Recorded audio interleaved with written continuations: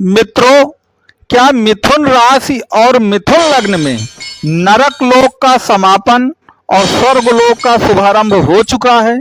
आज हम इसी तथ्य पर विचार करेंगे। इसके साथ ही साथ इस तथ्य पर भी विचार करेंगे कि आपका जीवन अगर नरकमयी है तो आप अपने जीवन को स्वर्गमयी कैसे बना सकते हैं।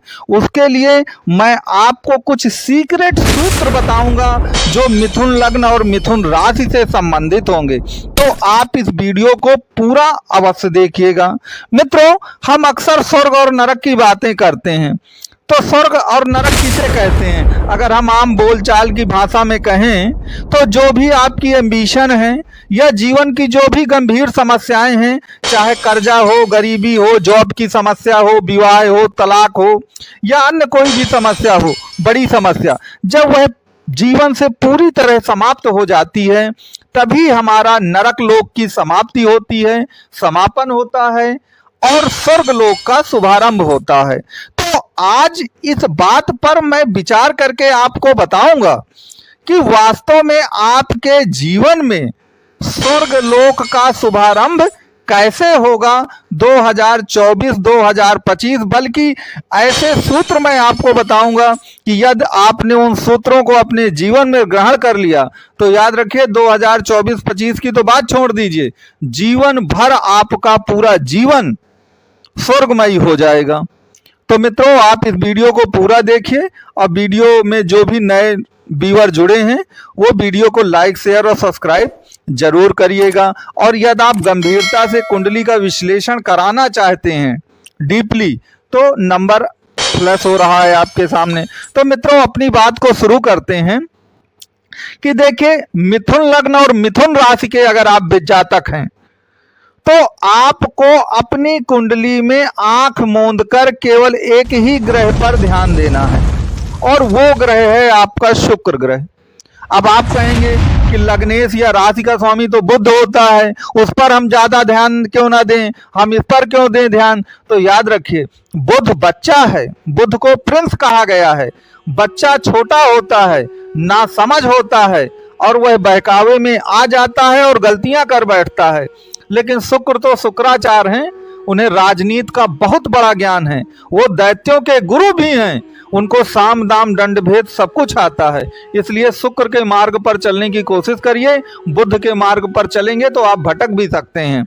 तो जब हम शुक्र की बातें करते हैं तो मैं आपको एक सूत्र बताए देता हूं, आप उस सूत्र को पकड़िएगा और उसके अनुसार काम करने की कोशिश करिएगा। देखिएगा, जीवन में कभी भी असफलता आपके पास नहीं आएगी। अब वह सूत्र क्या है? देखिए, शुक्र जो है आपकी कुंडली का राजयोगकारी ग्रह तो है ही, वह आपकी कुंडली में पंचम और द्वादश भाव का स्वामी भी है। अगर हम मिथुन लग्न की बातें करें या मिथुन राशि की कुंडली की बातें करें तो आपको मालूम है कि अगर वो पंचम, तो पंचम भाव धन का ही भाव है जो अकस्मात और फ्री में हमको मिलता है ढेर सारा।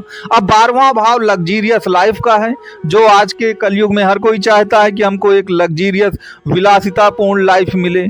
तो आप कुंडली में हमेशा एक बात को देखिए, चाहे कितनी भी खराब दशाएं आपकी चल रही हों, कुंडली में चाहे जितना भी बुरा गोचर हो, बस एक सूत्र को पकड़ लीजिए। आप या तो आपकी कुंडली में दशा या अंतर दशा शुक्र की होनी चाहिए, जो कि ज्यादातर लोगों को नहीं मिलती हैं। ज्यादातर लोगों की दशाएं शुक्र की नहीं होती, या तो किसी और दशा की, महादशा किसी शनि की होगी, बुध की होगी, अंतरदशा किसी और ग्रह की होगी। तो आपको क्या करना है कि आपको प्रत्यंतर दशा, सूक्ष्म दशा और प्राण दशा को पकड़ना है। कुछ लोग इनके बारे में ना जानते होंगे, तो मैं बता दूं कि देखिए, प्रत्यंतर दशा जो होती है महा अंतर दशा का एक छोटा सा रूप होता है जो हर 3-4 महीने में बदलता रहता है। तो हर 3-4 महीने में कभी ना कभी आपकी शुक्र की प्रत्यंतर दशा आएगी। अगर प्रत्यंतर बीत चुकी है, आपको कोई काम करना है, तो आप सूक्ष्म दशा देख सकते हैं। सूक्ष्म दशा हर 15-20 दिन में आपको कभी ना कभी शुक्र की सूक्ष्म दशा मिल जाएगी। अगर वह भी बीत चुकी है तो आप प्राण दशा को देखिए, जो आपको 5-6-7 दिन में अक्सर मिल जाएगी शुक्र की।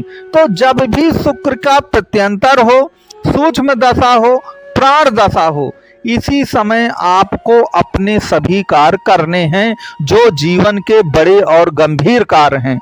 जैसे मान लीजिए आपका जॉब का इंटरव्यू है, आपकी बैंक में कोई फाइल लोन की लटकी है, आपने कहीं वीजा लगा रखा है, आपका कोई व्यक्ति कर्ज लिए है वो ऋण नहीं दे रहा है, या आपको किसी को अपना ऋण चुकाना है।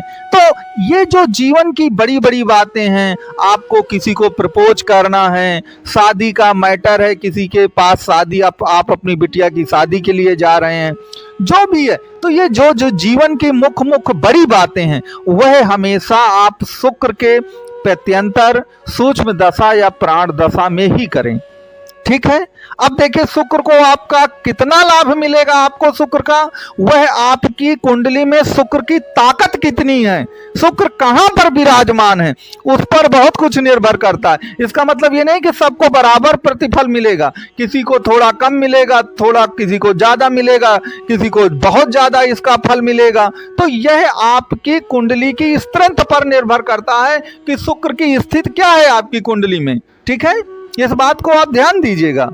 अब मैं आपको एक दूसरा सूत्र और बता दूं कि आपकी कुंडली में धन का स्वामी है चंद्रमा, क्योंकि कर्क राशि आएगी वहां पर। द्वितीय भाव मिथुन के बाद कर्क आता है, द्वितीय भाव धन का होता है। अब आप तो जानते हैं इस जीवन में ज्यादातर समस्याएं धन के कारण आती हैं व्यक्तियों को।